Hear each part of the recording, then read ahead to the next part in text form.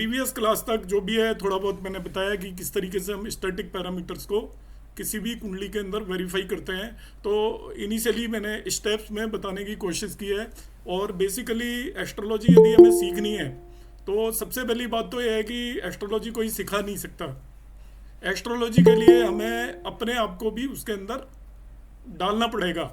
तो जैसे हमने कोई भी एक सूत्र लगाया कि बहुत लोग कर भी रहे हैं, जैसे विनोद जी भेज रहे हैं कुंडलियाँ, तो आप जो भी हम पढ़ रहे हैं उसको जब तक एक दो चार कुंडलियों पर आप सेल्फ नहीं करेंगे तब तक वो एक्चुअली हम क्या है उसको वापस वहीं पहुंच जाएंगे जहाँ से शुरू हुए थे। तो आप सबसे पहले भाव देखना सीखिए सब लोग कि आप कुंडली के 12 भावों को चेक कर पा रहे हो या नहीं कर पा रहे हो।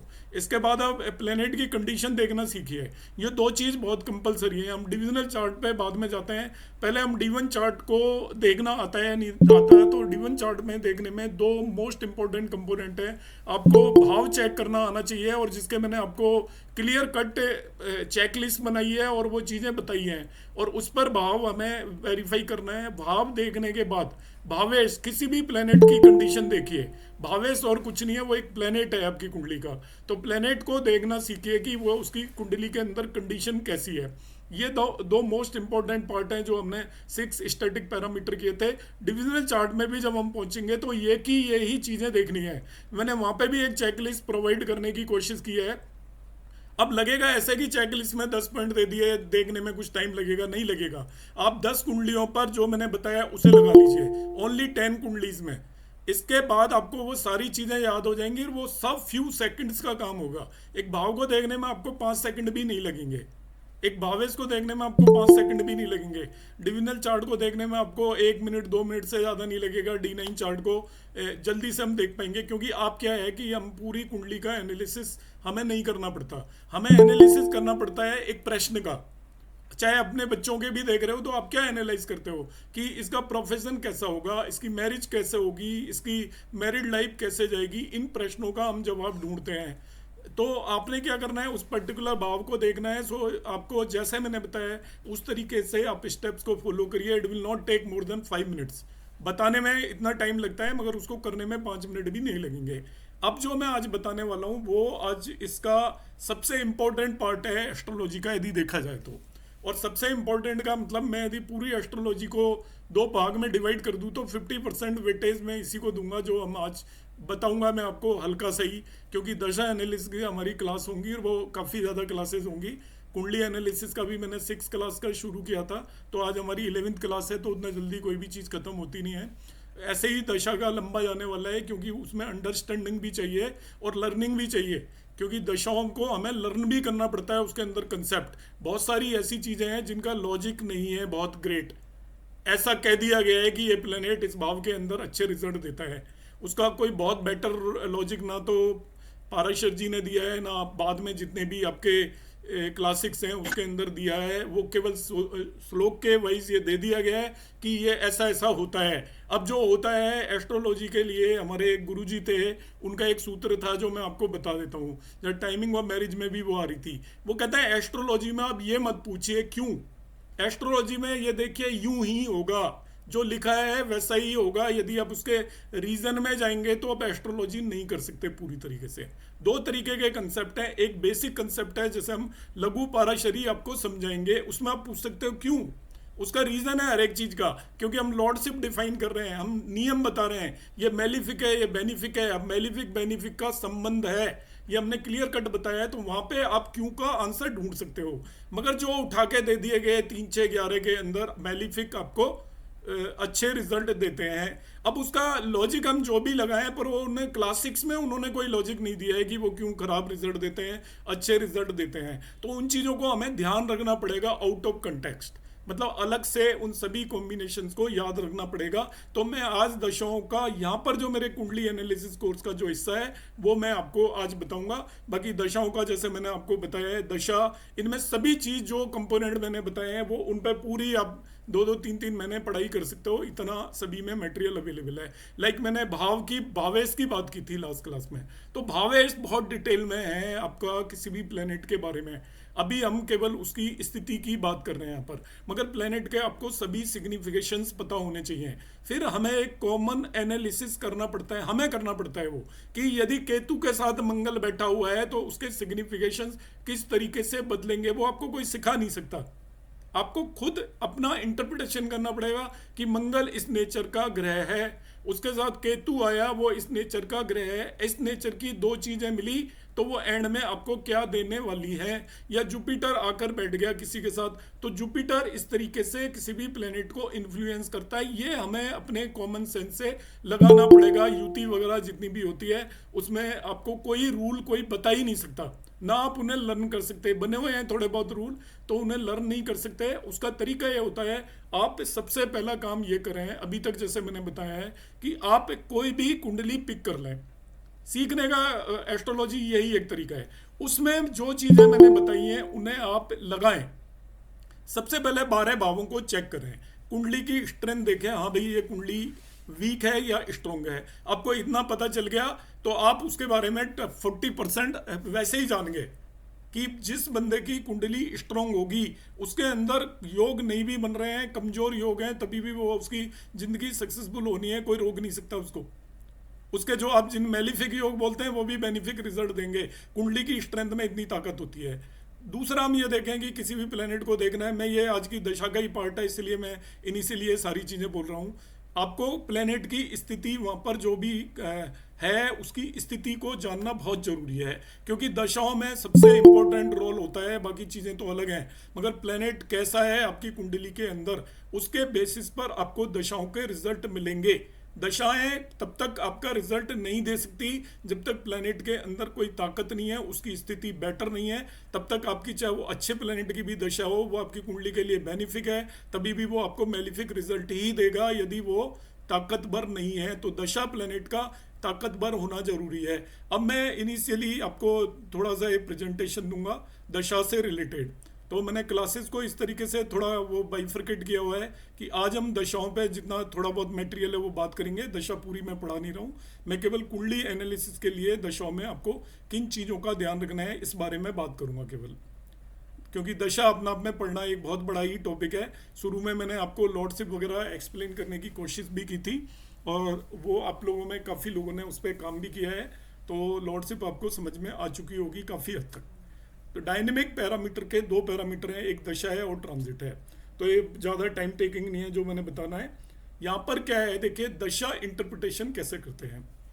इन जो भी मैं बिंदु बोल रहा हूँ ये बहुत सेलेक्ट करके किए हुए हैं, आप अपना पढ़कर इन तक नहीं पहुँच सकते।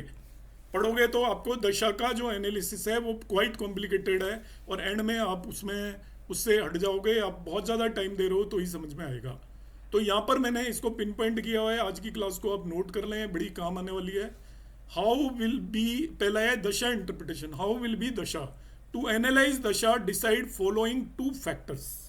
दशा कैसी होगी, बहुत सारे लोग एक फैक्टर पर ही रुक जाते हैं, या बहुत सारे लोग वो कहीं क्लासिक्स में कोई कॉम्बिनेशन दिया है उस पर रुक जाते हैं। आप किसी भी क्लासिक के कॉम्बिनेशन को एज इट इज पकड़ के ना चलें, वो नहीं लगते प्रैक्टिकलिटी में। ये मैं आपको पक्की तौर पे बता रहा हूँ, क्लासिक्स में जितने भी कॉम्बिनेशन लगे हुए हैं एज इट इज कोई भी नहीं लगता। उनका एक बैकग्राउंड होता है, जो बैकग्राउंड वहाँ पे भी नहीं है, जो बहुत लोग स्टडी करते हैं वो पकड़ पाते हैं और वही लगा पाते हैं उन्हें कि किस कंडीशन में। जैसे हमने कह दिया कि जुपिटर इस पर्टिकुलर 8वें भाव में खराब रिजल्ट देगा, तो आपने उसको ऐसे इंटरप्रेट कर लिया तो आपकी एस्ट्रोलॉजी खराब होने वाली है। जुपिटर लग्न में बैठ गया तो वो सारी कुंडली को स्ट्रॉन्ग कर देता है।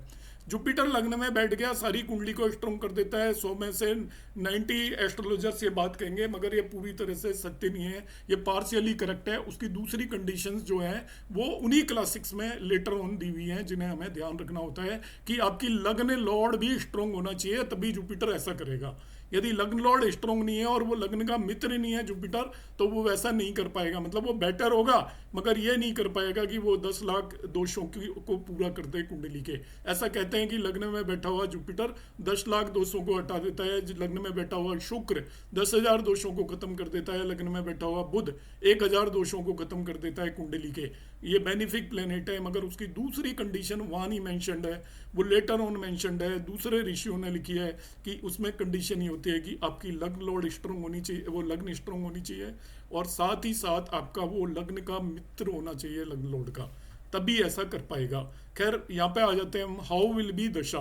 To analyze dasha decide following two factor, what is role of planet and what is condition of planet. दो चीजों की जरूरत है, उसे नोट करेंगे, अंडरस्टैंड करेंगे, तभी आप दशा का रिजल्ट बता पाएंगे। रोल क्या है कुंडली में प्लेनेट का, and what is condition of planet, जिसकी भी दशा देख रहे हैं आप। जब भी कुंडली को एनालाइज करें, सबसे पहले महादशा को पकड़ लें और महादशा के 2 पॉइंट लिखें आप, और लिखे बगैर नहीं होगा, इनिशियली कागज पे आप एनालाइज करिएगा। मैं आज तक इतनी कुंडली एनालाइज करता हूँ, पूरे नोट्स बनाता हूँ, एक एक चीज़ उसको लिखता हूँ, एक एक चीज़ लिखनी है आपने। आप सोचे हैं मोबाइल ऐप खोल लिया और उससे बैठ के आप एनालिसिस कर रहे हैं, आप कहीं भी नहीं पहुँच पाएंगे। आपको पूरे 4 पेज तो कम से कम लिखने पड़ेंगे एक कुंडली के एक चीज़ को देखने के लिए। What is role of planet and what is condition of planet, ये मैं बताऊंगा कैसे आप रोल देखेंगे, कैसे कंडीशन देखेंगे। दूसरा, विच रिजल्ट्स इन ए दशा, ये बहुत इंपॉर्टेंट है। एक दशा में एक प्लेनेट कौन से रिजल्ट देगा, तो इस कंफ्यूजन को दूर कर लेना। मैं अभी यहाँ पे क्लियर कट वर्ड में बोल रहा हूँ, ABC 3 रिजल्ट देता है एक प्लेनेट की जब उसकी दशा आती है। Result of bhava in which it is placed, जिस भाव में ग्रह बैठा हुआ है उसके रिजल्ट देता है। B, result of lordship houses of planet, वो जिन भावों का स्वामी है उनके रिजल्ट देता है। सी, रिजल्ट ऑफ हाउसेज हुज कारक इज द प्लेनेट, एक कुंडली वो जिन भी भावों का कारक है उसके रिजल्ट देने की जिम्मेवारी भी उसकी है। एग्जाम्पल के लिए, सपोज आपकी मेष लग्न की कुंडली के अंदर आपको जुपिटर, सपोज हम बोल देते हैं 4th हाउस के अंदर बैठ गया गुरु, तो जुपिटर की दशा में आपको किसके रिजल्ट मिलेंगे। तो जुपिटर मेष लग्न की कुंडली के अंदर एरीज एसेंडेंट की कुंडली में it is 9th Lord and 12th Lord, and if it is placed in the 4th house, तो आपको जुपिटर की दशा में 4थे भाव के रिजल्ट मिलेंगे, 9वें भाव के रिजल्ट मिलेंगे, 12वें भाव के रिजल्ट मिलेंगे। अभी रुक जाएं, दूसरे 5वें और 9वें और 11वें भाव के रिजल्ट भी आपको मिलेंगे। जुपिटर इसीलिए बहुत इंपॉर्टेंट प्लेनेट है, उसकी दशा इसीलिए बहुत इंपॉर्टेंट है क्योंकि वो 4 भावों का कारक है आपकी कुंडली के अंदर। तो जुपिटर जिन जिन भावों का कारक है उसकी जिम्मेवारी उन भावों की है। प्रोजेनी के लिए ज़्यादातर लोग यूज़ करते हैं जुपिटर को 5th हाउस का कारक है कि जुपिटर बच्चों का कारक है। जुपिटर मगर कुछ भावों का भी कारक है। एक इसमें जब कारक में वर्ड बोल रहा हूँ तो हाउस के साथ साथ उसके जो नेचुरल कारकत्व हैं खुद प्लेनेट के बगैर हाउस के, उनके भी रिजल्ट उसी को देने हैं। तो हाउस में वो हेल्प करेगा रिजल्ट देने में, मगर उसके जो नेचुरल कारकत्व है कि आपको पिता का कारक सूर्य हो गया तो सूर्य की दशा में पिता से रिलेटेड रिजल्ट आपको मिलने हैं। माता का कारक चंद्रमा हो गया तो माता से रिलेटेड रिजल्ट मिलने हैं, वो कारक माता का भी है चंद्रमा। जुपिटर कारक हो गया अपने पुत्र का, पुत्री का, संतान का, तो संतान से रिलेटेड रिजल्ट जुपिटर की दशा में मिल रहे हैं। तो इसमें कारका ऑफ हाउस और कारका जो उसके नेचुरल कारकत्व हैं, तो आई एम अगेन रिपीटिंग, बल्कि मैं इसमें 4th पॉइंट और ऐड कर देता इसको क्लैरिफाई करने के लिए। तो अभी मैं बता रहा हूँ, मैंने 3 पॉइंट ऐड किए हैं कि रिजल्ट ऑफ भाव जिसके अंदर वो ग्रह बैठा है उसके रिजल्ट देगा, वो जिसका लॉर्ड है उसके रिजल्ट देगा, और जिनका कारक है वो। तो कारक 2 तरीके से होता है, एक ग्रह, एक तो भाव का कारक होता है और दूसरा उसके नेचुरल कारक करते हैं। हर एक हमने क्लासिफाई किया हुआ है, जैसे आपको वीनस को आपका स्पाउस का कारक मानकर हम चलते हैं, हर चीज का इसी तरीके से कारक होता है। शनि क्या होता है आपका कर्म कारक भी होता है, और जो जमीन से रिलेटेड मैटर्स का कारक होता है तो उससे रिलेटेड रिजल्ट भी मिल सकते हैं। मार्स है आपका एक्सीडेंट का कारक है, तो मार्स की दशा में हम जनरली देखते हैं कि एक्सीडेंट से रिलेटेड भी रिजल्ट मिल सकते हैं। बिल्डिंग और कंस्ट्रक्शन का कारक है तो उसकी दशा के अंदर उस चीज से रिलेटेड रिजल्ट भी मिल सकते हैं। सूर्य की दशा आई आपकी तो गवर्नमेंट का कारक भी है, तो गवर्नमेंट से रिलेटेड भी रिजल्ट मिलेंगे। तो आप सबसे पहले 2 कंसेप्ट को माइंड में बिठाएंगे कि दशा कैसे देखनी है। पहली बात, किसी भी ग्रह की दशा आई तो इसको बिल्कुल माइंड में फिट कर लें, क्योंकि ये बहुत लोगों को आप में से पता होगा और बहुत लोगों को थोड़ा कंफ्यूजन होगा, तो इसको बिल्कुल क्लियर कर लें। मेरा काम केवल आपको यहाँ पे यही बताना है। दशाओं को मैं यहाँ पे उतना नहीं बता पाऊंगा, ब्रीफ में बताऊंगा, मगर आपको ये 2 चीज़ें जो मैंने यहाँ बताई हैं वो ध्यान रखनी है कि दशा में एक ग्रह कौन कौन से रिजल्ट देता है।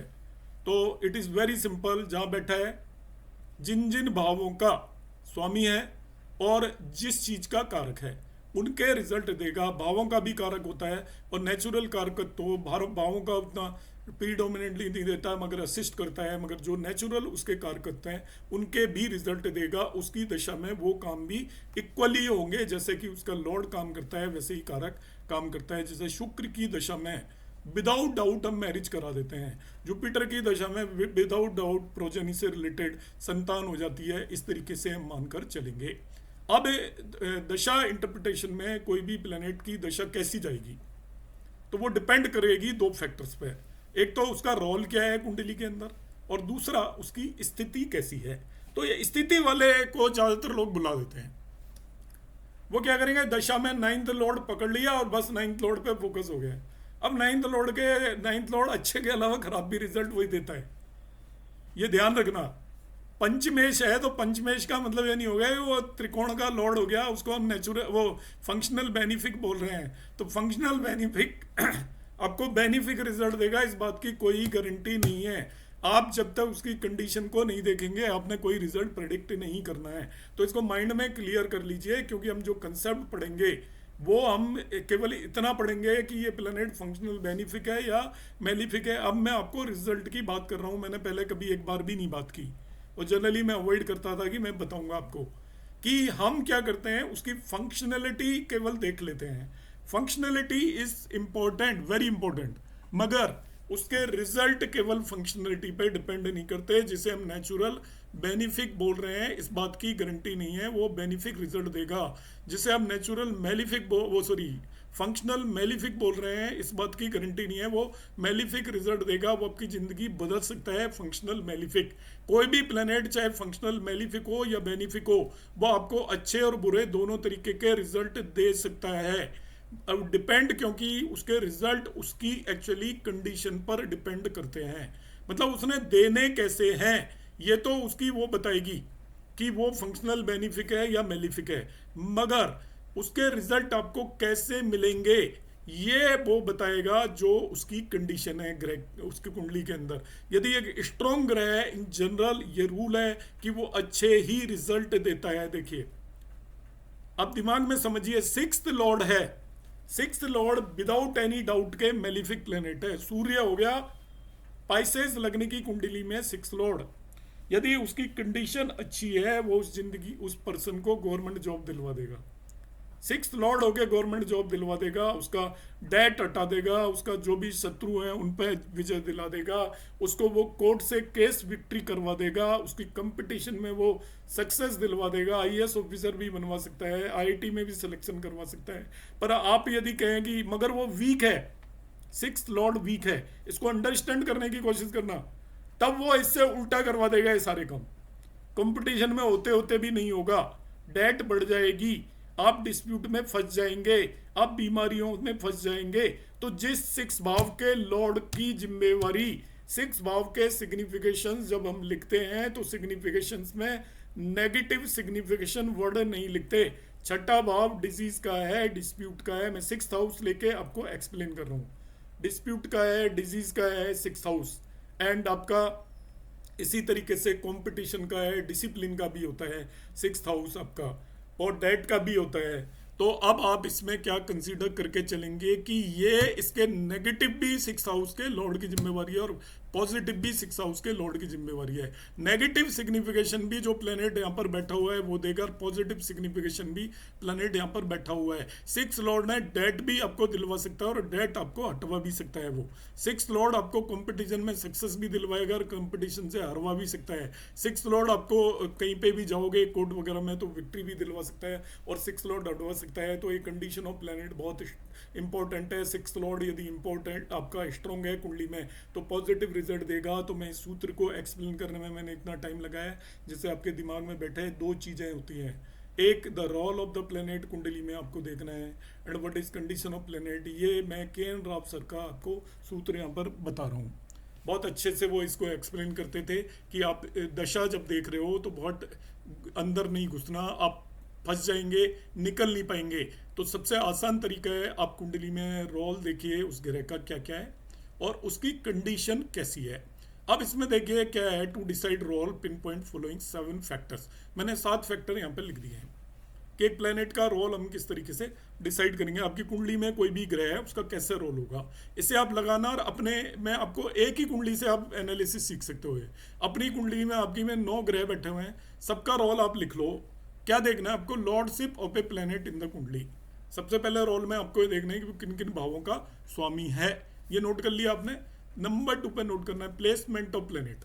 Planet will give result of bhava in which it is placed, also sign in which it is placed. अब साइन के रिजल्ट लोगों को काफ़ी कंफ्यूजन होता है कि साइन कौन से रिजल्ट देता है। साइन का बहुत बड़ा रोल होता है। मैंने आपको उसमें क्या कहते हैं, जिन्होंने केपी वगैरह की क्लासेस ज्वाइन की थी उसको मैंने बताया था कि साइन का बड़ा इंपॉर्टेंट रोल होता है कि आपके किस भाव के अंदर कौन सा साइन है। जैसे 10वें भाव के अंदर आपकी चर राशि आ गई, चर राशि आएगी तो वो एक तरीके से आपको मूवेबल साइन हो गया। मूवेबल साइन आपको एक्चुअली टोस पर रखेगा, या आपका माइंड एक जगह पे लगेगा नहीं, आप सोचोगे मैं जल्दी से प्रोफेशन अपना बदल लूं। या स्थिर साइन आ गया तो वो ऐसा होगा बंदा प्रोफेशन चेंज करने की कोशिश नहीं करेगा। इस तरीके से देखेंगे हम। तो साइन का जो होता है कंसेप्ट बड़ा इंपॉर्टेंट कंसेप्ट होता है। Role of sign is very important. अब देखते हैं हम सेकंड, थर्ड देखना है relation. Relation when planets are in conjunction में, प्लैनेट की स्थिति वो बता रहा हूं आपको कि वो कुंडली के अंदर decide role of or to pin point the role of the planet. Relation when planet are in conjunction with one another they give their characteristics to each other. जब प्लैनेट कंजंक्शन में होते हैं तो अपने जो भी कैरेक्टरिस्टिक हैं, गुण, वो दूसरे प्लैनेट को दे देते हैं। When two planet aspect, then also they give their characteristic to each other. जब दो ग्रह एक दूसरे को देखते हैं तभी भी वो एक दूसरे में अपने गुण ट्रांसफर कर देते हैं। यदि शनि मंगल को देख रहा है थोड़ा शांत कर देगा, मंगल शनि को देख रहा है उसको अग्रेशन ले आएगा मंगल के अंदर भी, तो स्लो एंड अग्रेसिव हो जाएगा, किसी काम का नहीं रहेगा। स्लो भी हो गया और अग्रेसिव भी हो गया, तो स्लो और अग्रेसिव तो और भी बेकार है। फास्ट और अग्रेसिव वो है आपका तो ठीक है कि अग्रेसिव है और उसके अंदर थोड़ा पेशेंस आ जाता है, मैच्योरिटी आ जाती है, तो उसके अग्रेशन को शांत कर देगा। तो जो आपका ये influence of aspect is predominant over conjunction, मतलब जो दृष्टि है उसको बली मानेंगे युति पर। जो मैं ऑलरेडी बता चुका हूँ कि दो ग्रह जब कुंडली में युति में होते हैं तो वो ग्रह एक दूसरे के टेम्परेरी शत्रु हो जाते हैं, इसलिए उसका इन्फ्लुएंस एक दूसरे को वो थोड़ा अपोज भी करते हैं, इसलिए जो दृष्टि है उसका इन्फ्लुएंस ज़्यादा होता है। साथ साथ में जो दो लोग रह रहे हैं वो एक दूसरे की मनमानी करते हैं। दृष्टि का मतलब इंस्ट्रक्शंस, दूसरा उस पर्टिकुलर प्लेनेट को इंस्ट्रक्ट करेगा आपने ऐसा करना है। तो जो इंस्ट्रक्ट करता है वो एक तरीके से आपसे ओहदे में या पोस्ट में बड़ा होता है, स्टेट में बड़ा होता है। तो जो हायर स्टेट वाला बंदा है वो लोअर स्टेट वाले को इंस्ट्रक्ट करेगा, तो उसको बातें माननी पड़ेंगी। If there is exchange between them then they will give result of each other. ये याद रखना, दो ग्रहों का एक्सचेंज हो गया और उनकी लगातार दशा हो गई। सपोज किसी की कुंडली के अंदर जुपिटर और सैटर्न का एक्सचेंज हो गया, बहुत ज़्यादा कुंडलियों में मिलता है, लंबे समय तक मिलता है। जुपिटर और सैटर्न का एक्सचेंज लंबे समय तक मिलता है क्योंकि वो एक राशि के अंदर एक्सचेंज हो रहा है, तो साल भर में जितने भी लोग बॉर्न होंगे उन सभी के अंदर होगा। जब जुपिटर 10 साइन में आ जाता है और सैटर्न 12 साइन में है तो देखिए ये क्लियर कट एक्सचेंज हो गया। ऐसे ही सैटर्न 12 में और जुपिटर 9 साइन में है तो 9 और 10 में 2 साल तक रहता है जुपिटर, और उसी ड्यूरेशन में यदि सैटर्न 11 या 12 वो 12 साइन में आ जाए, 12 में सैटर्न आ जाए और जुपिटर 9 और 10 में हो, तब उस पूरे ड्यूरेशन में एक्सचेंज होगा उन दोनों के बीच में। तो जुपिटर और शनि की दशाएं लगातार एक के बाद एक आती हैं। 16 और 19 साल, 35 साल तक आपको एक दूसरे के रिजल्ट मिलेंगे। यदि उसके लिए वो शनि योग कारक हो गया कुंडली में तो 35 साल तक उसके मजे हो गए पर्सन के, यदि वो स्ट्रॉन्ग भी है प्लेनेट तो 35 ईयर तक आपकी उसकी दशा एक्सटेंड होगी। तो जब एक्सचेंज होता है दो प्लेनेट में तो दशा पीरियड आप एक्सटेंड कर लीजिए, वो दोनों एक दूसरे के पूरे फल मिलने वाले हैं आपको। मगर एक खराब है और दूसरा अच्छा है तो आपको अच्छे भी फल मिलते रहेंगे और खराब भी फल मिलते रहेंगे, वो दोनों के फल देंगे इफ देयर इज एक्सचेंज। इस कंसेप्ट को माइंड में अच्छे से बिठा लें, इसलिए एक्सचेंज बहुत इंपॉर्टेंट होता है। जितने भी महान लोगों की कुंडली आप देखेंगे इन जनरल, मतलब हर चीज़ के एक्सेप्शन होते हैं एस्ट्रोलॉजी में, कोई भी चीज़ हम आउटराइटली यस और नो नहीं बोल सकते। जितने भी मान लोगों की कुंडली है उनमें मल्टीपल एक्सचेंजेस होते हैं, एक से ज़्यादा एक्सचेंजेस होते हैं। तो उनका जब मान लो तभी बनते हैं जब उनका एक लंबे समय तक अच्छा पीरियड चलता है, और एक्सचेंज में एक की दशा में दूसरे के और दूसरे की दशा में इसके रिजल्ट मिलते हैं, और अंतर दशाओं में भी सेम खेल होता है। इसलिए वो लंबे समय तक उनको सक्सेस या तकलीफ होती रहती है। कई लोगों की ज़िंदगी में बहुत लंबे समय तक तकलीफ होती है। उसका रीज़न है यदि दो खराब ग्रहों के अंदर एक्सचेंज हो गया तो वो जो दशा पीरियड है वो असहनीय हो जाता है, बहुत लंबा हो जाता है, और ऐसे लोग सफ़र करते हैं for a very longer duration. Fourth one concept, age of native is very important जब भी हम रोल डिसाइड करेंगे। If age of a person is 65, we can not predict marriage of person in the dasha of 7th house. बहुत लोग mark से बड़ा वो होते हैं, मैंने देखा है। मैं उस बेस पे बता रहा हूँ कि जो एनालिसिस करते हैं, बातचीत होती है, तो कुंडली एनालिसिस का हमारा एक ग्रुप है, आप लोगों को भी मैं बाद में उसमें, आप जो इंटरेस्टेड होंगे हम इंक्लूड कर लूँगा मैं। तो उसमें क्या है, हम कुंडलियाँ डालते हैं, तो उसमें जब हम एनालाइज करते हैं तो वो मारक का बड़ा ज़्यादा देख के, मारक का कोई रोल नहीं होता। आप जब यदि मारक देखना चाहते हो तो आपको एज निकालनी आनी चाहिए नेटिव की। आपको एज निकालनी आती है, और एज भी कम से कम 2-3 जगह से आप वेरीफाई करें, और आपको पता चल रहा है कि इसकी एज यदि पूर्ण आयु आ रही है 65 ईयर से या 66 ईयर से ऊपर, तो उसमें मारक का कोई असर नहीं होगा। उससे पहले मारक तब तक मारक नहीं होता जब तक कि आपकी आयु नहीं आती। उससे पहले जो मारक प्लेनेट होता है उसका रोल सिंपली होता है आपको छोटी मोटी बीमारी देता रहेगा। उसकी जब भी दशा और अंतरदशा आएगी, और उसको उतना ज़्यादा सीरियसली लेने की ज़रूरत नहीं है। उस भाव के दूसरे सिग्निफिकेशंस मिलेंगे, जैसे मैरिज 7th हाउस है तो 7th लॉर्ड तो मारक भी होता है, तो हम मैरिज देखते हैं, मारक थोड़ी देखेंगे। मगर जब 65 एज होगी तो 7th लॉर्ड की दशा आ गई, तब आप उसे मैरिज थोड़ी देखोगे। अब आप उसमें मारक का रोल भी देखना आपको जरूरी हो जाता है। तो इसलिए आपको जब भी कुछ भी देख रहे हैं, आप प्रोफेशन से रिलेटेड देख रहे हैं, 10वें हाउस से रिलेटेड देख रहे हैं, तो 10th हाउस भी क्या करता है, आपको कर्म दिलवाता है। ध्यान रखना, प्रोफेशन दिलवाता है जब आपकी एज 25, 30, 35, 40 तक है। मगर जब आपकी एज 50 के बाद है तो आप सोचिए वो आपका प्रोफेशन लेने के लिए आ रही है दशा। प्रोफेशन भी वही लेगा। एस्ट्रोलॉजी का सीधा सीधा नियम है, जिस भाव से उसके पॉजिटिव रिजल्ट हैं उस भी वो भाव नेगेटिव रिजल्ट में भी कंट्रीब्यूट वही भाव करता है। तो आपका कर्म भाव की जब दशा आएगी तो कर्म करने को भी मिलेंगे। और 10th की दशा के अंदर एक्चुअली डेथ भी होती है पर्सन की। End of karmas is also 10th house.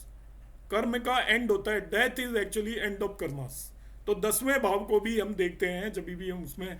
10th house is very important. जब भी हमने कोई भी बंदा यदि बैठा हो बेड पे, या आपको लग रहा है उसकी कंडीशन क्रिटिकल है, तो हम 10th हाउस को हमें देखना चाहिए। तो age of native is very important. Further देश काल पात्र, देश काल पात्र is very important in astrology. बार बार हम यूज़ करते हैं, कहाँ का व्यक्ति है, किस समय पर बात हो रही है, ये बहुत ज़रूरी है। क्योंकि हर जगह पे अलग अलग तरह की रिचुअल्स होती हैं, हर जगह पे अलग अलग तरीके के प्रोफेशंस होते हैं, अलग अलग तरीके की एजुकेशन होगी। अब ऐसे आज के समय में देखिए, अब 30 तक भी लोग पढ़ते हैं, जबकि आज से पहले जो पुरानी जनरेशन थी 15-16 साल तक 6, 7, 8 पढ़ के उनकी जॉब लग जाया करती थी, गवर्नमेंट सेक्टर में जॉब लग जाया करती थी 8 पढ़कर। आज थोड़ी लग सकती है। तो आपको देश काल पात्र का यहाँ पर मीनिंग इतना ही है कि आप कहाँ के लोगों की कुंडली को एनालाइज कर रहे हैं, उन्हीं लोगों के बेस पर हम इसको देखेंगे। नेक्स्ट हम देखते हैं दशा एनालिसिस का नेक्स्ट 6 पार्ट। ऑल्सो यूज भावत भावम कंसेप्ट। अब ध्यान देना इस पर, ये बहुत ज़्यादा इंपॉर्टेंट है। हम दशाओं में क्या करते हैं कि हम उस भाव पर ही केवल फोकस कर लेते हैं। आपको भावत भावम कंसेप्ट को भी यूज करना है।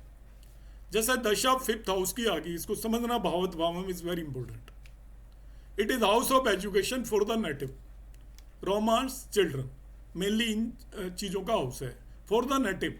But it is also 4th from 2nd, दूसरे भाव से। आपका चौथा भाव भी तो हो गया 5th हाउस, दूसरे से काउंट करेंगे तो चौथा भाव है। दूसरा भाव किसका है, आपके परिवार का।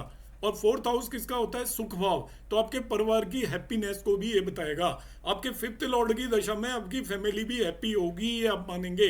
इस तरीके से आप जरूर देखें, means happiness of family. Further देखो, आपका जो 5th हाउस है 3rd से 3rd है, आपकी कुंडली के तीसरे भाव को लग्न माने तो 3rd से 3rd हो गया। 3rd हाउस आपके यंगर सिबलिंग्स का होता है, यंगर कोबॉन्स का होता है, तो उनकी हॉबीज को थर्ड से थर्ड, मतलब थर्ड हाउस हॉबीज को रिप्रेजेंट करता है, तो आपके यंगर कोबॉन्स की हॉबीज को भी रिप्रेजेंट करेगा, छोटे बहन भाई की हॉबीज को रिप्रेजेंट करेगा, आपके उनकी ट्रेवल को रिप्रेजेंट करेगा। छोटे बहन भाई कहीं घूमने जा सकते हैं, इस तरीके से हम देखेंगे।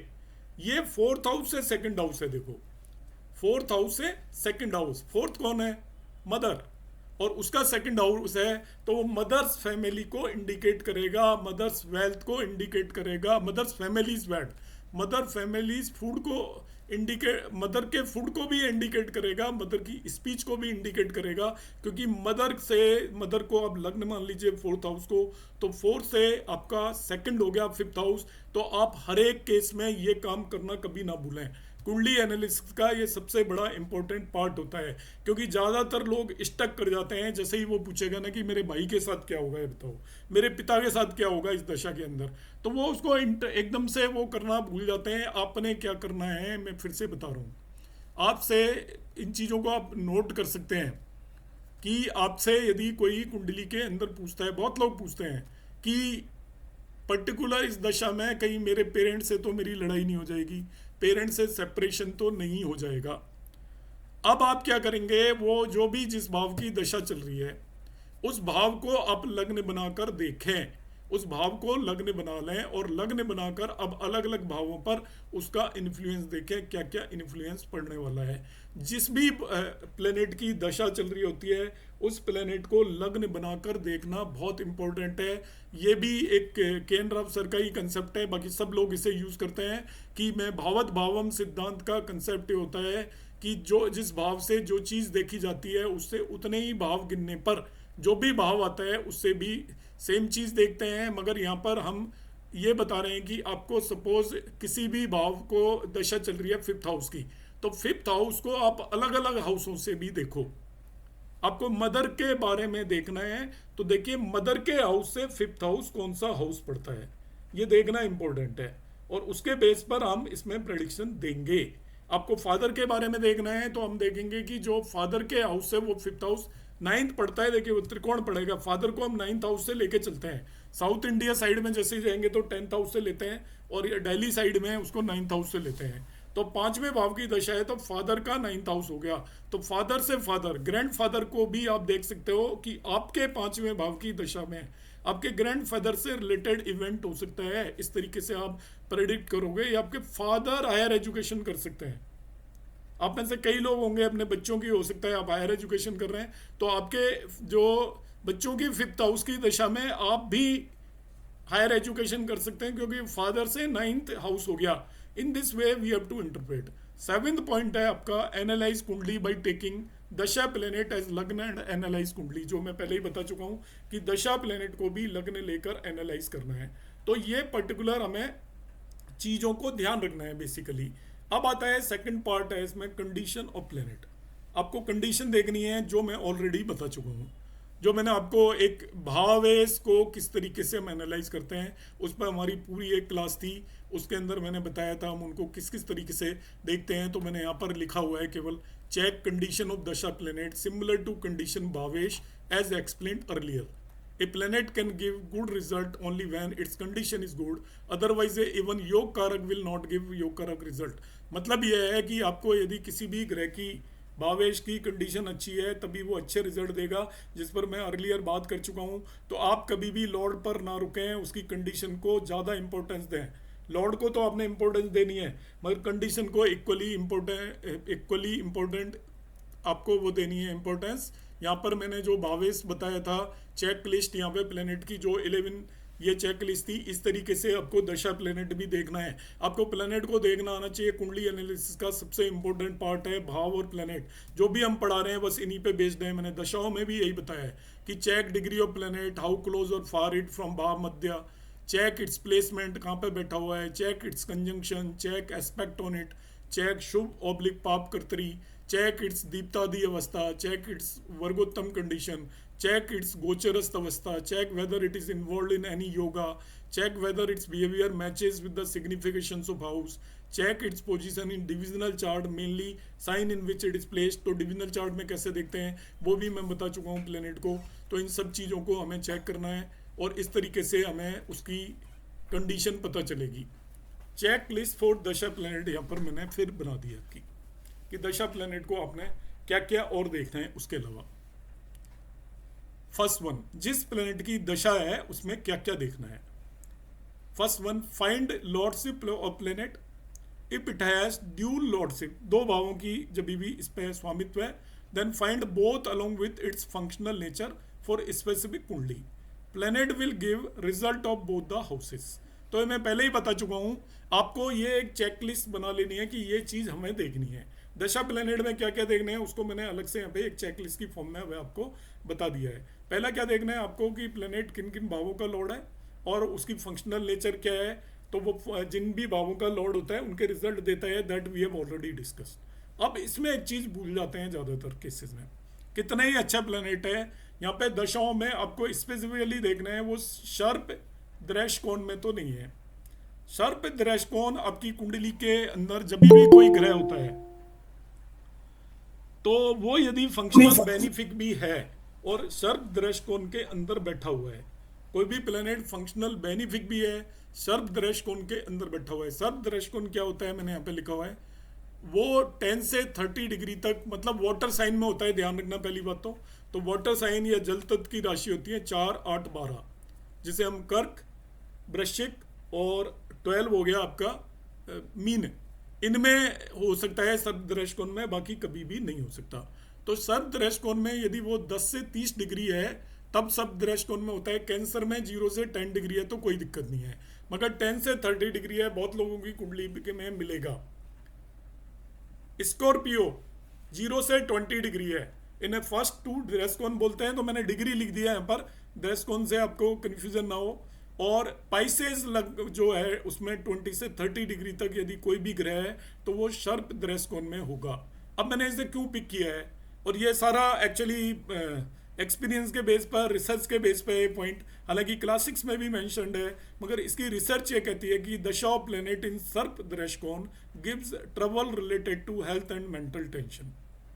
मतलब आपका सारा समय अच्छा चला जाएगा, मगर आपको वैसे आपको वेल्थ वाइज कोई दिक्कत नहीं करेगा, मगर आपको हेल्थ और दिमागी तौर पर मेंटल टेंशन होगी यदि कोई भी ग्रह जिसकी दशा चल रही है वो सर्प दृष्टिकोण के अंदर प्लेस्ड है।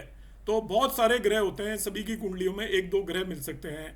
तो हम देखते हैं कि भाई इसकी ये काफ़ी अच्छा था मगर इसमें सब कुछ ठीक रहा, मगर मेंटल बहुत टेंशन रही या हेल्थ से रिलेटेड प्रॉब्लम आ गई, तो आप चेक कर सकते हो अपनी कुंडलियों में। ये एक स्पेसिफिक मैंने यहाँ पे कॉम्बिनेशन नोट किया है। थर्ड थिंग, नोट डाउन भाव in which planet is placed, तो वो तो हम करेंगे ही। नोट डाउन राशि in which planet is placed, वो हम करेंगे ही। Note down planet with which it is in exchange, किसके साथ एक्सचेंज में, वो भी हमें नोट करना है। मैं पहले से ही एक्सप्लेन कर चुका हूँ कि एक्सचेंज में होने से क्या होता है। 6th one, it will give result of it lordship, natural signification, house and sign in which it is placed, also give result of planet with which it is in exchange. Result are influenced by conjunction and the aspected planet। जो मैं पीछे पढ़ा गया हूँ उन्हीं चीज़ों को मैंने यहाँ पर वापस से एक पॉइंट्स की फॉर्म में लिख दिया है, चेकलिस्ट की फॉर्म में। Further checklist for dasha planet को आगे मैं लिख रहा हूँ, aspected planets modify characteristic as per its nature like. अब मैंने यहाँ पे इसको थोड़ा एक्सप्लेन करने की कोशिश किया, जो मैंने पहले बताया था कि जो प्लैनेट एस्पेक्ट करते हैं वो आपका दशा प्लैनेट के नेचर को बदलते हैं। कैसे, like if Mars is expecting any planet it will induce aggression. Mars जब भी किसी भी ग्रह को देखेगा तो उसके जो भी सिग्निफिकेशंस हैं उनमें एग्रेशन क्रिएट कर देगा। बुध को देख लेगा तो वो बंदे की स्पीच थोड़ा अग्रेसिव हो जाएगी।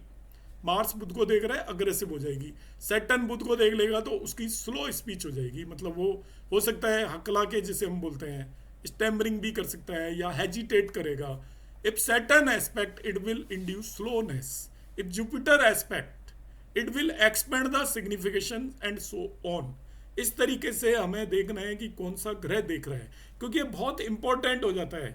आप कितने ही वो चीज़ें सीख लो, जब तक हमें इस तरह की चीज़ें नहीं आएंगी कि हम केवल लॉर्डशिप और उसमें नहीं जाएंगे, क्योंकि कुंडली एनालिसिस जब हम करते हैं, हमने एक भाव के अंदर 3-4 प्लैनेट देख लिए, सारा फोकस हमारा इसी चीज़ पे नहीं होना चाहिए कि ये मेलिफिक देख रहा है, मेलिफिक हो गया, मेलिफिक तो हो गया, मगर वो उसका मेलिफिक इन्फ्लुएंस क्या है उसको हमें एनालाइज करना पड़ेगा, तभी हम रिजल्ट दे पाएंगे। कि आपका जैसे मैंने बता दिया कि सेकंड हाउस के अंदर जुपिटर बैठे हुए हैं, या सेकंड हाउस के अंदर आपके मरकरी बैठे हुए हैं, तो मरकरी स्पीच के कारक हैं, बहुत अच्छे स्पीकर होंगे आप। मरकरी आपका जिन भी चीज़ों को कम्युनिकेशन के कारक हैं, कम्युनिकेट अच्छे से करेंगे, अकाउंट्स के कारक हैं, मैथमेटिक्स के कारक हैं, जिन चीज़ों के भी वो कारक हैं। अब उसे कौन सा ग्रह देख रहा है इसका बड़ा असर पड़ने वाला है। सपोज उसको मार्स देख लेता है तो वो आपकी उन सभी सिग्निफिकेशन के अंदर अग्रेशन भर देगा। सैटर्न देख लेता है तो सभी सिग्निफिकेशन को स्लो डाउन कर देगा, आप स्टेज पे खड़े हो जाओगे, बोलने में आपको टाइम लगेगा, आप फ्लुएंटली नहीं बोल पाओगे, और मतलब स्लोनेस हो जाएगी। इसी तरीके से आपका जो थोड़ा माइंड है वो भी उतना फास्ट नहीं काम करेगा। यदि बुध पर सैटर्न की एस्पेक्ट आ जाती है तो वो भी काम करना, क्योंकि बुद्धि का कारक भी बुध होता है। तो इस तरीके से ये चीज़ें हम यहाँ पर देखते हैं। फर्दर इसमें तो इसका मैंने ये एक्सप्लेन किया एक पॉइंट, ये बहुत इंपॉर्टेंट पॉइंट है, इसे आप नोट करके रखें। जब आप ओवरऑल देखेंगे तो आपको इस चीज़ की ज़रूरत पड़ेगी कि एस्पेक्ट का क्या एक्चुअली मतलब है।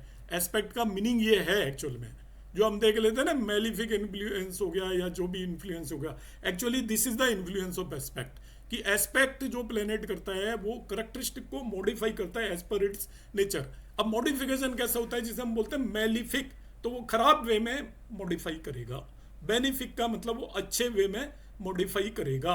तो जैसे जुपिटर देख रहा है मरकरी को, तो वो उसकी बंदे की जो स्पीच है वो बहुत संयमित होगी, इस तरीके से होगी, रिलीजियस होगी, उसके अंदर ट्रूथ होगा, ऐसे आप उसको इंटरप्रेट करेंगे। उसके अंदर विजडम होगी, बुद्धि के साथ विजडम होगी। मतलब एक होता है बुद्धि, बुध इज कारक ऑफ बुद्धि एंड जुपिटर इज कारक ऑफ विजडम। तो बुद्धि से बड़ी विजडम होती है। बुद्धि आपकी होगी वो किस डायरेक्शन में जाएगा, वो विजडम डिसाइड करती है। बुद्धि आपकी बहुत शार्प है, मगर आप उसको कहाँ यूटिलाइज करेंगे वो विजडम डिसाइड करेगी। तो एक जो एस्ट्रोलॉजर की कुंडली के अंदर लोग केतु वगैरह की बात करते हैं, मगर मरकरी और जुपिटर का बहुत ही इंपॉर्टेंट रोल होता है, क्योंकि एक एस्ट्रोलॉजर को बुद्धि भी होनी चाहिए और उसके अंदर विजडम भी होनी चाहिए। क्योंकि हम किसी व्यक्ति की कुंडली को एनालाइज करके उसे कौन सी बात किस तरीके से कहें कि उसको उसका फायदा मिले, वो आपको जुपिटर ही करवा सकता है। आपकी बुद्धि से आपने एनालाइज कर लिया, मगर बताना जरूरी है। अब बताने में आपके उसका जुपिटर का बहुत बड़ा रोल होता है। ये एक्सपेंड तो करता ही करता है चीज़ को, बुद्धि को भी एक्सपेंड करेगा, मगर जो अपना इन्फ्लुएंस है विजडम का वो भी आपके मरकरी के ऊपर देगा। तो इस तरीके से हम इसको वो करेंगे जज। फिर है आपका conjunction also modify characteristic of dasha planet as per nature of conjuncted planets, and conjunction is effective only when it is close in degree। तो इस चीज़ को ध्यान रखेंगे। कंजंक्शन के लिए रखते हैं, बहुत सारे लोग नहीं रखते, मगर वो ध्यान रखें कि कंजंक्शन का मतलब होता है क्लोज कंजंक्शन होता है अप टू 3 डिग्री। ऐसा माना जाता है एक जो चरण होता है नक्षत्र का वो 3 डिग्री 20 मिनट तक का होता है। तो 1 डिग्री से 3 डिग्री 20 मिनट तक का कंजंक्शन है, तो it is a very strong conjunction. वो एक दूसरे की करेक्टरिस्टिक पूरी तरीके से एक दूसरे में दे देते हैं। मतलब वो एक घर में एक ही साथ रह रहे हैं, like husband wife. 3 degree 20 minutes, 3 degree 20 minutes का मतलब एक ही घर में रह रहे हैं, बट इन डिफरेंट रूम्स। अब डिफरेंट रूम में हो गए तो वो हो सकता है बात ही ना करें एक दूसरे से, तो वो आपका फिर 6 डिग्री 40 मिनट्स तक हो गया, ठीक ठाक है। अब इसके बाद और भी ज़्यादा हो गया तो वो एक ही घर की डिफरेंट फ्लोर पर रह रहे हैं, ऐसा मान के चलो। तो एक ही घर की डिफरेंट फ्लोर पर रह रहे हैं, तो एक अपने कब घर में आ गया, दूसरा कब घर के अंदर एंटर हो गया। आपको मेरी वॉइस आ रही है, नहीं आ रही है? यस सर, वॉइस बिल्कुल क्लियर नहीं आ रही, बहुत देर से मैंने बोला भी नहीं सर क्लियर आ रही है सर, बिल्कुल क्लियर है आपकी वॉइस। वॉइस आ रही है, अच्छी तरह से आ रही है, और voice is very clear. Clear आ रही है, बहुत बढ़िया आ रही क्लियर है सर, वेरी क्लियर है, ठीक है, ठीक है, very clear sir, very clear. तो एक मिनट सर, जस्ट मोबाइल पे कनेक्ट करके रहता हूँ ना, वो डिस्कनेक्ट हो गया। तो सर जी आप प्रेजेंटेशन में कुछ रूल वगैरह दिखा रहे हो, वो भी नहीं दिख रहे मुझे तो। अब मैडम रील वो कर लो एक बार ज्वाइन, बाकी सबको दिख रहा है तो फिर तो ठीक ही है। आप एक बार रीज्वाइन कर लीजिए प्लीज। Okay sir.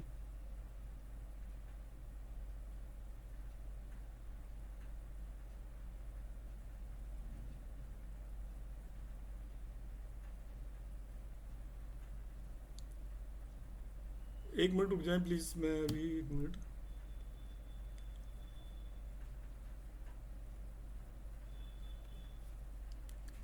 हाँ, तो एक्चुअली इसमें क्या है, मैंने बताया था आपको कंजंक्शन ऑल्सो मॉडिफाई। तो conjunction There's a lot of people on this call.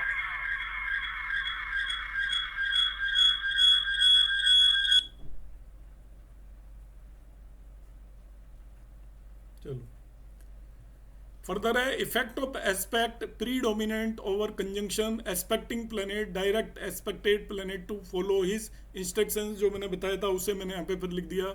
7 point है, check whether दशाइज of lord of, ये ध्यान रखना, लग्न लॉर्ड, 10th लॉर्ड और एक्सोल्टेड प्लेनेट, इन तीनों में से किसी की भी दशा हो। दशा किसकी हो? लग्न लॉर्ड, 10th लॉर्ड और exalted planet, all these 3 are important dasha oblique life changing dasha. इसमें आपकी लाइफ के अंदर डेफिनेटली चेंजेस आएंगे ही, इसका कोई एक्सेप्शन नहीं है। आपको जब भी लग्न लॉर्ड की दशा होगी, वो बहुत इंपॉर्टेंट दशा है। लग्न लॉर्ड की दशा इसलिए इंपॉर्टेंट होती है, वो आपकी लाइफ के किसी भी इवेंट को करने में कैपेबल होता है। Any event can happen in the dasha of the लग्न लॉर्ड। 10th लॉर्ड आपका लाइफ चेंजिंग इसलिए होता है, वो आपका कर्म का लॉर्ड है और हमारी लाइफ कर्मों से ही चेंज होती है। आप एक प्रोफेशन से दूसरे प्रोफेशन में जा रहे हैं, प्रोफेशनल वे में भी लाइफ चेंज होती है। पुराने ज़मानों में कर्म के बेस पर भी लाइफ चेंज होती थी। और एक्सोल्टेड प्लेनेट के अंदर ये ताकत होती है कि वो जो भी रिजल्ट देगा वो एक्स्ट्रा ऑर्डिनरी रिजल्ट देगा, तो हमारी लाइफ में तभी चेंजेस होंगे जबकि एक्स्ट्रा ऑर्डिनरी रिजल्ट हो। Check whether दशाइज of lagna lord, 10th lord और exalted planet, all these 3 are important dasha oblique life changing dasha. Next मैंने यहाँ पे 8 पॉइंट जो लिखा हुआ है, अब ये 1 लर्निंग टाइप ऑफ कंसेप्ट है, जो मैंने यहाँ पर जो मुझे ठीक लगे वो मैंने उठाए हुए हैं, जिनका हमें यूज करना चाहिए। 4th दशा ऑफ सैटर्न, 4th का मतलब आपके जन्म के समय जिस भी प्लेनेट की दशा हो। यदि शनि की आपकी कुंडली में 4थे नंबर की दशा आ रही है, 4थे नंबर पर, तो शनि की 4थे नंबर पर कब आएगी? जब पहली दशा मार्स की हो, दूसरी राहु की हो, तीसरी आपकी जुपिटर की हो, तो चौथी शनि की दशा होगी। तो जिसकी जन्म के समय मार्स की दशा है मान लो, तो उसकी शनि की दशा खराब जाएगी।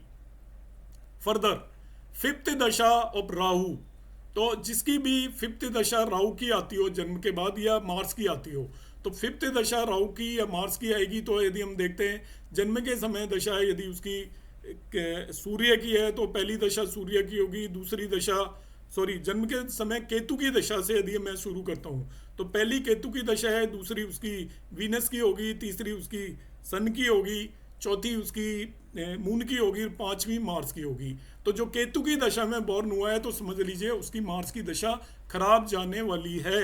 जो वीनस की दशा में बॉर्न हुआ है, उसकी राहु की दशा खराब जाने वाली है, क्योंकि 5th दशा, 5th का मतलब जन्म के समय जो दशा है आपकी ऑर्डर में 5वें नंबर पर राहु की या मार्स की दशा आए, तो वो आपकी हार्मफुल होगी। ऐसे ही 6th नंबर पर जिसकी भी जुपिटर की दशा आती है, वो भी अनफेवरेबल रिजल्ट देती है।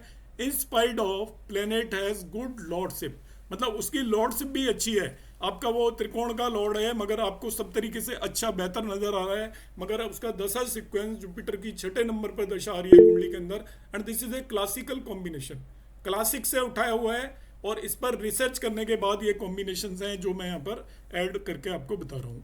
और आपको जो भी बुक्स आप पढ़ोगे जिनमें दशाओं के बारे में बताया जाता है, ये पॉइंट सभी में होता है मेनली। इवन आपका जो हल्दीपिका के अंदर भी ये पॉइंट स्पेशली मेंशन्ड है। 9th पॉइंट है, check whether planet is placed in last degree of a sign, इसको भी आपने ध्यान रखना। सॉरी बट सर ये लॉजिक क्या हुआ सर? सॉरी सर, अभी याद आया तो बोल दीजिए। लॉजिक, ये जो लॉजिक है, कोई हाँ लॉजिक जी, नहीं है, नो लॉजिक एट ऑल। अच्छा उसको थंब रूल करेंगे। ये यूं वाला है कंसेप्ट, ये जो भी बता रहा हूँ सब यूं वाले हैं। Okay sir. हाँ, क्योंकि वो क्यों वाले तो हम पाराशरी के जो लघु पाराशरी के बेस का हम आंसर दे सकते हैं, बाकी इनका होगा कहीं पर, वो मेरी नज़र में नहीं आया या मैं कहीं ढूंढूंगा तो फिर बताऊंगा, तो वो एक अलग टॉपिक हो जाएगा। पर ये हमें इन चीज़ों को ध्यान रखना है। जैसे चलो लग्न लॉर्ड 10th लॉर्ड का तो हम बता सकते हैं, एक्सोल्टेड का बता सकते हैं, मगर इसका कोई तारा के बेस पर कंसेप्ट है, तारा ग्रह ऐसे करके कंसेप्ट है, बट मुझे कहीं मिला नहीं बेसिकली। तो ये एज इट इज मेंशन्ड है क्लासिक्स में और बाकी बुक्स में भी, तो मैंने वहां से पिक किया, तो इसलिए मैंने एज इट इज आपको बताया। Check whether planet is placed in last degree of sign, किसी भी साइन की लास्ट डिग्री पे जो प्लेनेट होता है उसकी भी दशा को खराब माना जाता है। लास्ट डिग्री ऑफ प्लेनेट पे जो भी लास्ट डिग्री पे जो भी हो, 29 से 30 डिग्री को लास्ट डिग्री बोलते हैं। केवल लास्ट 1 डिग्री पर उसे खराब माना जाता है। ऐसा माना जाता है कि वो राशि संधि पर होता है। तो राशि संधि का जो प्लेनेट होता है वो कंफ्यूज्ड होता है एक्चुअली, वो अगले भाव की पहले से ही सोचने लग जाता है। जैसे हम ट्रांसफर पे बैठे हों किसी भी ऑफिस के अंदर, ऐसा मान के चलिए कि हम एक पर्टिकुलर पोस्ट पे बैठे हैं, हमें पता है अगले महीने हमें ट्रांसफर होकर किसी दूसरे ऑफिस में जाना है, तो हम कैसे खराब हो गए, ना तो हम इस ऑफिस का काम करेंगे और ना ही हम अगले ऑफिस का काम करेंगे। तो जो राशि परिवर्तन करने वाला होता है प्लेनेट आपके बर्थ के समय पर, उसकी दशा भी अच्छी नहीं मानी जाती। नेक्स्ट 10th पॉइंट है check condition of dasha planet as per checklist of bhavesh, जो मैं ऑलरेडी आपको एक्सप्लेन कर ही चुका हूं। एक पॉइंट है 10th वन इसमें, चेक वेदर प्लेनेट इज आरोही और अवरोही। आरोही क्या होता है, अवरोही क्या होता है? ऐसा प्लेनेट देखिए, ग्रह की एक नीच की राशि होती है, एक उच्च की राशि होती है। अब कोई भी ग्रह नीच की राशि को क्रॉस कर गया और उच्च की राशि की तरफ जा रहा है, जैसे मैं एग्जांपल के लिए ले लेता हूं, सूर्य की उच्च की राशि मेष है और नीच की राशि 7 तुला है। अब वो तुला को क्रॉस कर गया, 7 से 8 साइन में चला गया, तो अब वो उच्च की तरफ मूव कर रहा है। ऐसे प्लेनेट को आरोही प्लेनेट बोलते हैं। उच्च की तरफ जाने वाले प्लेनेट को आरोही बोलते हैं।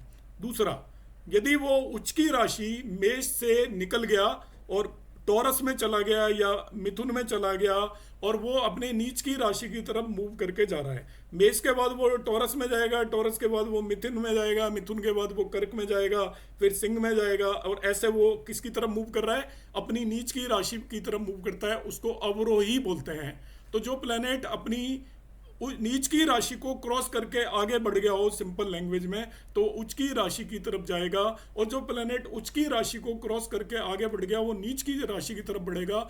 उन्हें रेस्पेक्टिवली आरोही और अवरोही प्लेनेट बोलते हैं। तो जो आरोही प्लेनेट है उसकी दशा अच्छी जाती है, अवरोही प्लेनेट है उसकी दशा खराब जाती है। मतलब एब्सोल्युटली खराब नहीं कर देंगे उसको, इसका हम जब आप दशा एनालिसिस पढ़ोगे तो उसमें मैं डिटेल में बताऊंगा कैसे खराब जाती है, अच्छी जाती है। पर इन जनरल जब आप देखिए कि कोई भी प्लेनेट अपने एक्सॉल्टेशन पॉइंट को क्रॉस करके वो अपने डेबिलिटेशन पॉइंट की तरफ मूव कर रहा है क्या, तो समझिए उसकी दशा खराब जाएगी। खराब का मतलब जैसा आप एक्सपेक्ट कर रहे हो वैसे रिजल्ट नहीं देगा, उल्टा हो रहा है कि वो डेबिलिटेशन पॉइंट को क्रॉस करके एक्सॉल्टेशन पॉइंट की तरफ चला गया, मतलब उन राशियों में बीच में कहीं भी स्थित है, 6 राशियों में डेबिलिटेशन से एक्सॉल्टेशन की तरफ, तो उसकी दशा बेटर जाएगी। एक लास्ट जो 11 पॉइंट मैंने यहाँ पे पिक किया है, ये मैं केवल महादशाओं की बात कर रहा हूँ। महादशाओं को हमको किस तरीके से देखना है, क्योंकि दशा के 2 हिस्से हैं कि सबसे पहले हमें महादशा देखना आना चाहिए, और महादशा देखना आप जैसे जो मैंने अभी पैरामीटर्स बताए हैं उसके बेस पर आप सभी कुंडलियों में एक अपनी कुंडली में कम से कम सभी प्लेनेट की महादशाओं की एक लिस्ट बनाओगे, कैसी जाएंगी इन पैरामीटर्स पे, केवल इन्हीं पैरामीटर्स पे आप चेक करना। 11th है check whether planet is 64th navamsha, 22nd दृष्टिकोण और 85 dwadashamsha lord. Dasha of such planets causes health related issues.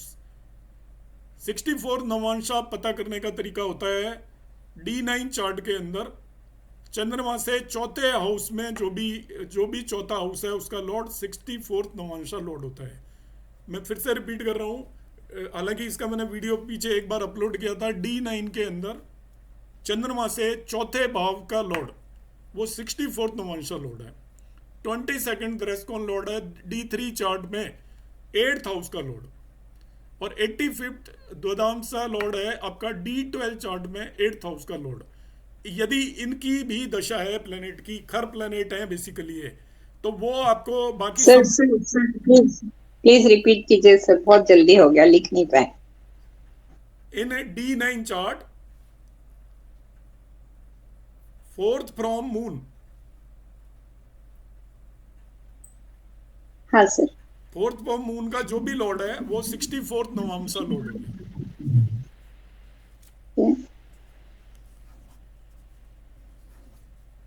in D3 chart, Lord of 8th house, D3 दरेस्कॉन होता है, उसमें 8th हाउस का लॉर्ड है, वो 22nd दरेस्कॉन लॉर्ड हो गया।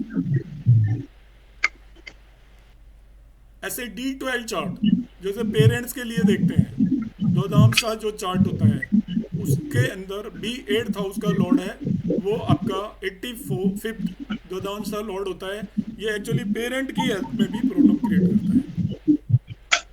तो ऐसे प्लेनेट की दशा, जैसे मैंने पीछे सर्प दृष्टिकोण बताया था, इन प्लेनेट्स की दशा में वैसे कोई दिक्कत नहीं आती, मगर हेल्थ से रिलेटेड और सर्प दृष्टिकोण में जो भी प्लेनेट हो, ऐसा फील भी किया गया है, क्लास 6 में भी मेंशन्ड है कि वो आपको मेंटल टेंशन तो देता ही देता है। बाकी आपको प्रॉब्लम नहीं देगा, हो सकता है आपको ऑफिस में अच्छी अर्निंग हो रही हो मगर साथ में टेंशन भी उसी लेवल की मिल रही हो, तो इस तरीके का होगा। आपके बिजनेस में काफ़ी अच्छी अर्निंग हो रही हो मगर उसकी वजह से आप पूरी तरीके से परेशान चल रहे हो। जब ज़्यादा काम हो जाता है तभी भी पर्सन परेशान होता है और उसको मेंटल टेंशन होना शुरू हो जाती है। इस तरीके के कॉम्बिनेशंस हैं। तो आज की क्लास में मैंने ये यहाँ पर इससे दशा से रिलेटेड जो मेरा कुंडली एनालिसिस में जितना भी था, हालांकि ये काफ़ी वर्केबल है जितना मैंने बताया है, डिटेल में हम दशा पढ़ेंगे मगर काम करने के लिए इट इज़ सफिशिएंट। जो अभी मैंने बताया ये काफ़ी आपका एक वर्केबल होता है, क्योंकि एस्ट्रोलॉजी कभी भी एंडलेस है। आप जहाँ पे भी चले जाएंगे उसमें आपको और 10 नई चीज़ें मिल जाएंगी और आप बहुत सारी चीज़ों को नए सिरे से भी देख सकते हो, एनालाइज कर सकते हो। पर ये एक ऐसा मैंने आपको चेकलिस्ट बनाई है जिसे आप यदि इसमें करना चाहें तो आप जैसे मैंने बताया उस तरीके से आप अपने सभी ग्रहों की, क्योंकि आप करेंगे नहीं तो बिल्कुल सीखेंगे नहीं। 4 क्लास के बाद आप इससे भूल जाएंगे और फिर बैक टू पवेलियन हो जाएंगे, आपको कुछ भी ध्यान नहीं रहेगा।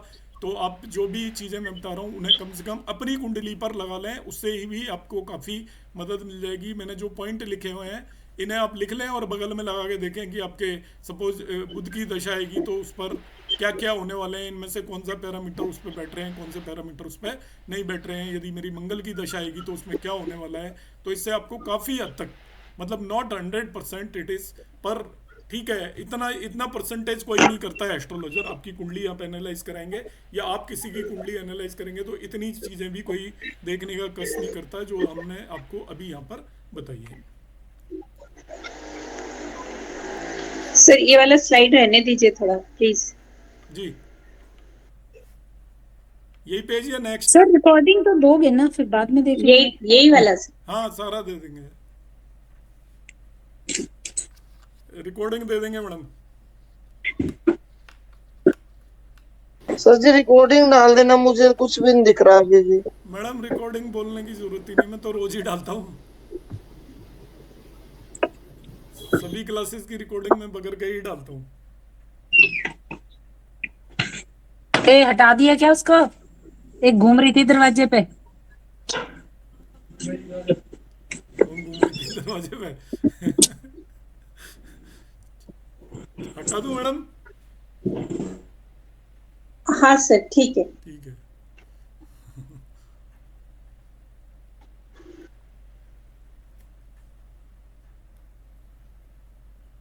जी अनिल जी,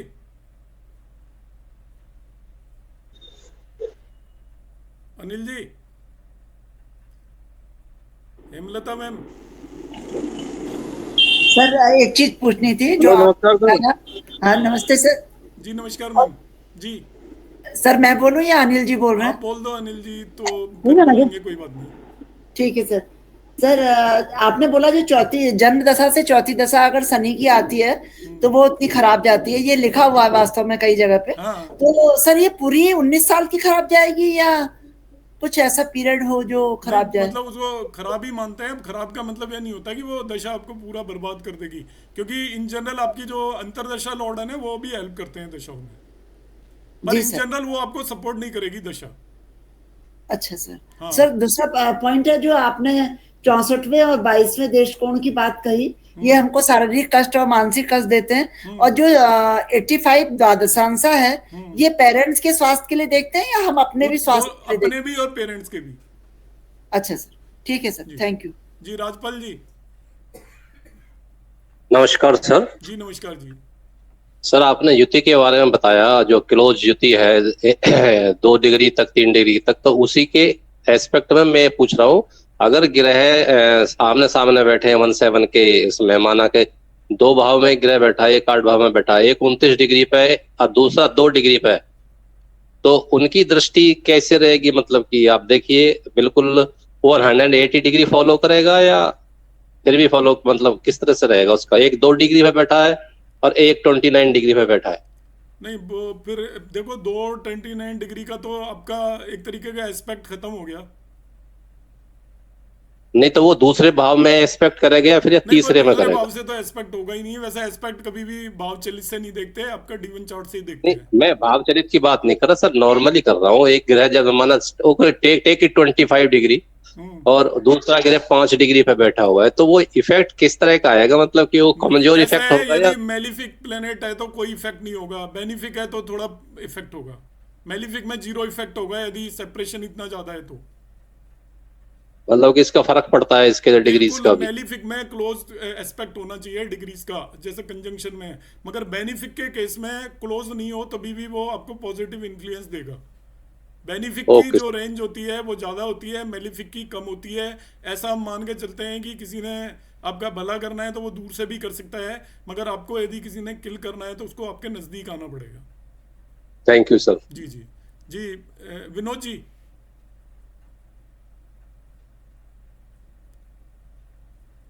जी सर, नमस्कार सर। जी नमस्कार जी। सर मेरा लास्ट क्लास से 1-2 क्वेश्चन है जी सर। एक तो क्वेश्चन सर ये है कि लास्ट क्लास में जो आपने डिविजनल चार्ट को बताया था रीड करने के लिए, जी जी। सर उसमें हमने एक वर्ड यूज किया था वेल प्लेस्ड। तो उसका मतलब सर वहां पर वही है ना कि वे इन्फ्लुएंस भी लेंगे, हम सब चीजें लेंगे जो आपने पहले बता रखा है। हाँ वही मैं, प्लेसमेंट ठीक है का वही मतलब है ऑलवेज। हाँ वेल प्लेस का मतलब वही है वहां पर ना। आप है एक्चुअल में हम सब लोग देखते भी हैं, ऐसा नहीं है वो देखते नहीं है, सब लोग देखते हैं कि भाई ये इस पे किसकी युति हो रही है, कौन इसे एक्सपेक्ट कर रहा है, जी जी जी। किस राशि में बैठा है, सब देखते हैं उसमें। हाँ सर वो सारी चीजें देखेंगे डिविजनल चार्ट में भी। बिल्कुल बिल्कुल। राशि को तो देखेंगे, बाकी और चीजें भी देखेंगे। बिल्कुल बिल्कुल जी सर। और सर इसी में फिर ये था मेरा क्वेश्चन, एक बाय द वे मैं प्रोफेशनल की बात करूं, किसी के भी एक जनरल की बात कर रहा हूं, तो D1 और D9 और D10 3 चार्ट वहां पर मैं लूंगा। तो सर इसमें D9 में स्पेशली मेरे को ये थोड़ा सा आपने बीच में थोड़ा सा बताया है, लेकिन उतना क्लियर कट यहाँ पर नहीं बताया कि D9 का रोल क्या होगा। फिर D9 का मेनली आप प्लेनेट की कंडीशन देखो D9 में, वो स्ट्रोंग है या फिर सारी चीजें हो देखें? गया तो प्लेनेट कमजोर माना जाएगा वो।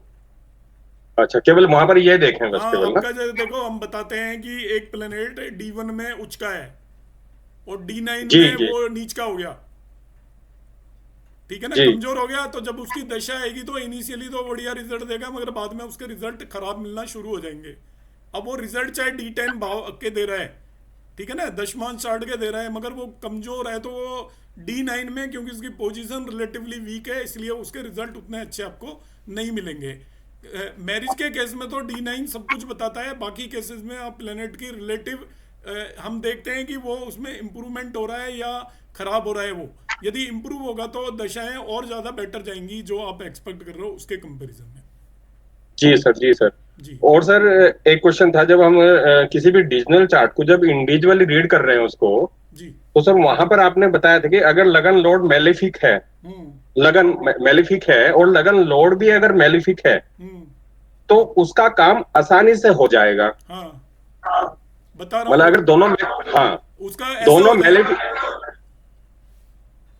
उसका ऐसे हो जाएगा। एक्चुअली आप ऐसे समझिए कि जो मेलिफिक प्लेनेट है वो आपकी इच्छा के अपोजिट इफेक्ट देगा। अच्छा, अब आपकी लग्न मेलिफिक होगी, इसका मतलब आपकी मैरिज करने की इच्छा नहीं है। लग्न बेनिफिक है मतलब उस नेटिव की मैरिज करने की इच्छा है, समझ गए। लग्न यदि मेलिफिक है इसका मतलब उसकी इच्छा नहीं है, मैरिज में उसका ज्यादा इंटरेस्ट नहीं है। अब लग्न लॉर्ड मेलिफिक हो गया तो उसके इंटरेस्ट के अगेंस्ट जाएगा तो वो इजीली मैरिज करवा देगा। जी। और सर इसमें आपने बताया था अगर लगन इज मेलिफिक और लगन लॉर्ड बेनिफिक तो नहीं होगी। तो हाँ, तो उस कंडीशन में जो लगन लोड है वो लगन को सपोर्ट करेगा, वो काम आसानी से नहीं होगा। सपोर्ट द लगने और मेलिफिक अपोज करेगा लगने को। जी सर, यहाँ थोड़ा सा कंफ्यूजन था। Clear जी है सर, जी सर, क्लियर है सर, जी बाकी कुछ अग्रवाल नहीं। साहब। सर नमस्कार। जी नमस्कार। मैं सर जानना चाहता हूँ कि एक ही समय पे उत्पन्न हुए बालक अलग अलग घर में उत्पन्न होते, मगर उनकी अगर सेम लग्न भी होती है और हम अनजान हैं कि कौन सी कुंडली किसके यहाँ से आई हुई है, तो हम कुंडली से ये कभी नहीं पता कर सकते कि ये करोड़पति की घर की पैदा व्यक्ति की है या ये गरीब से आदमी की है। How it can be determined, sir, by simply looking at the horoscope of same country, same place. Same country same place, अच्छा एक ही जगह पे दोनों बोर्न हुए हैं। हाँ करेक्ट है आपकी बात। हाँ, same hospital, even same hospital हो जाए, स्टिल हम by only horoscope, how can I judge कि it is a man of a poor means, is a man sir of ऐसा है ये मतलब मैं इसका कोई बहुत बड़ा जानकार तो नहीं हूँ, मगर पाराशर जी ने एक श्लोक में लिखा हुआ है, इसको चेक करने के लिए हमें D5 और D60 का यूज करना चाहिए, वहां पे चेंजेस होंगे, क्योंकि कुछ ना कुछ तो 1-2 मिनट का तो डिफरेंस होगा ही होगा दोनों में, आधा 1 मिनट का एग्जैक्टली सेम टाइम तो होना बहुत मुश्किल है, कुछ ना कुछ डिफरेंस होगा। तो हम उस केस में उसका D60 चार्ट चाहेंगे। D60 डिवीजन में आपको सूर्य और चंद्रमा की स्थिति में परिवर्तन मिलेगा, एटलीस्ट चंद्रमा की स्थिति में परिवर्तन मिलेगा। वो आपके फोर फादर्स के बारे में बताएगा। आप चंद्रमा रिप्रेजेंट करता है मदर को और सूर्य रिप्रेजेंट करता है फादर को, तो उनकी पोजीशन में डिफरेंस से आप स्थिति का पता कर सकते हो कि इस पर्टिकुलर पर्सन के जो पेरेंट्स ने इस तरीके के कर्म किए हैं, क्योंकि हमारे ऊपर अपने पेरेंट्स के कर्म का भी असर होता है, हम जिस भी घर में बोर्न होते हैं, क्योंकि हम संतान उन्हीं के होते हैं। तो पाराशर ने ये इसका वो दिया है सर। और सर राहु मगर कहते हैं फोर फादर्स के लिए यूज होता है, वो तो वहीं रहेगा। वो राहु होता है, मगर आप कुंडली बनाओगे तो राहु तो सेम प्लेस पे होगा, वो मदर फादर का हम लोकेशन देखते हैं सर उसमें, सूर्य और चंद्रमा, क्योंकि चंद्रमा जल्दी से बदल जाता है। आप D60 में जाओगे तो चंद्रमा की क्योंकि डिग्रीज बहुत फास्ट मूव करती हैं, वो उसकी पोजीशन बदल जाती है D60 में। इसके ऊपर कहीं क्लासेस में हो फाइनल पॉइंट्स नहीं। आज ही श्लोक सेंड करूंगा, मैंने ये अभी मैं आज पढ़ रहा था, ये जो आपने क्वेश्चन पूछा है वो इसका उसमें पाराशरी में एक श्लोक है, क्योंकि मेरे से किसी ने पूछा था तो मैं इसको स्टडी कर रहा था, पर मैं इसका कोई एक्सपर्ट नहीं हूँ। नहीं एक्सपर्ट की बात नहीं है सर, आप बेहतर जानकार हैं। नहीं, क्योंकि इसमें इवन हमने ये और भी अच्छे लोगों से भी पूछा, KN राव सर से भी, तो कोई ऐसा बहुत विशेष आंसर हमें नहीं दे पाए थे, और ये डार्क एरिया एस्ट्रोलॉजी का सर इसमें ना ये भी कहा जाता है कि हम अपने पिछले जन्म के कर्मों को यहाँ भुगतने के लिए आए हैं, तो उसी हिसाब से हम उसी परिवार में जन्म लेते हैं। पर मैडम कुंडली तो सेम ही होगी ना? नहीं सर, तो हमारे कर्मों का फल तो अलग अलग हो गया ना। हाँ, पर उसने कुछ कुंडली और के कर्म बेस पे तो हम नहीं बता पाएंगे ना, फल अलग है। जी सर। हाँ, कुंडली की बात हो रही है, वैसे तो हम उसका आंसर तो आप जो दे रहे हो वही है, मगर कुंडली हमारे पास 2 आ गई और सेम कुंडली है, तो हम ये थोड़ी बता पाएंगे कि भाई ये किस वजह से हो। चलो सर, रेखा मैम।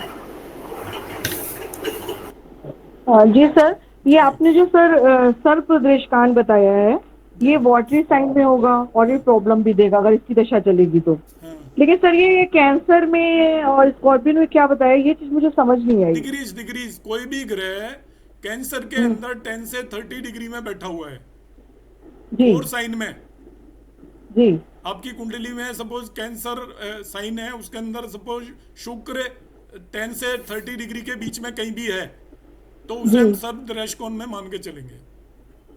अच्छा, क्लियर है मैम? ठीक है जी। और स्कॉर्पियन में 0 से 20। यस, और उसमें पाइसेस में 20 to 30। तो ये इसकी दशा आएगी तो ये प्रॉब्लम करेगा, मेंटल टेंशन और फिजिकल प्रॉब्लम देगा। जी, थैंक यू सर। जी, अंजू मैम।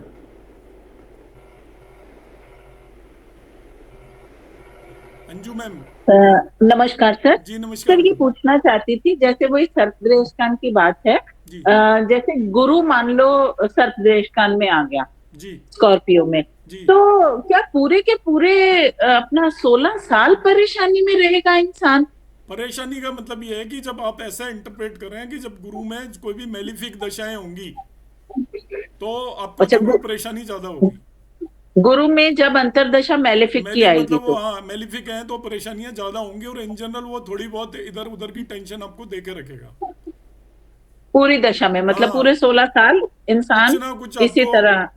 कुछ हाँ। ना कुछ टेंशन देता रहेगा, कभी कम हो जाएगी कभी ज्यादा हो जाएगी, और टेंशन कई बार बनी रहती है। और ऐसा होता है इंसान को टेंशन हमेशा ही रहती है, हम सही सोचे ना, छोटी बड़ी टेंशन आपको उस ड्यूरेशन के अंदर। एक तो क्या होता है, कोई भी प्लेनेट अपनी दशा और अंतरदशा में, खुद की अंतरदशा में कभी रिजल्ट नहीं देता किसी जी। और तरीके के, उसके बाद ही देना शुरू करता है। तो 3-4 साल तो वो ही निकल जाते हैं। हाँ जी। उसके बाद का जो पीरियड है वो इतना लंबा पीरियड जाता है सब दृष्टिकोण में यदि है तो। ओके, ठीक है। और सर एक चीज और कि अगर लग्ना लॉर्ड, जैसे आपने बताया लग्ना लॉर्ड अपनी दशा में खराब रिजल्ट नहीं देता है, लेकिन अगर लग्ना दे सकता है, मैं वो ये नहीं कहा मैंने खराब नहीं देता, लाइफ चेंजिंग इवेंट होते हैं, लाइफ चेंजिंग इवेंट्स होते हैं। अगर लग्ना लॉर्ड 12th हाउस में बैठा हुआ है, बाहर भेज देगा आपको, है ना? बाहर भेज सकता है, लेकिन वो सर प्रॉब्लम्स भी, लॉसेस भी, एक्सपेंडिचर ज्यादा, लॉसेस। आज के जमाने में मैडम वो बहुत पॉजिटिव वो है कॉम्बिनेशन लग्न लॉर्ड 12th में आपको अब्रॉड भेज देगा, तो एक तरीके से तो आपने अपनी जमीन ही लूज कर दी, अपना जो ठिकाना है वो लूज कर दिया। पर आजकल सब लूज करने के लिए तैयार हैं। नहीं, मेरे पूछने का मतलब ये था, इसको मैं इन्वेस्टमेंट भी ले सकती हूँ कि इन्वेस्टमेंट होगा? बिल्कुल इन्वेस्टमेंट ही है वो भी आपका, एवरी एक्सपेंस इज इन्वेस्टमेंट।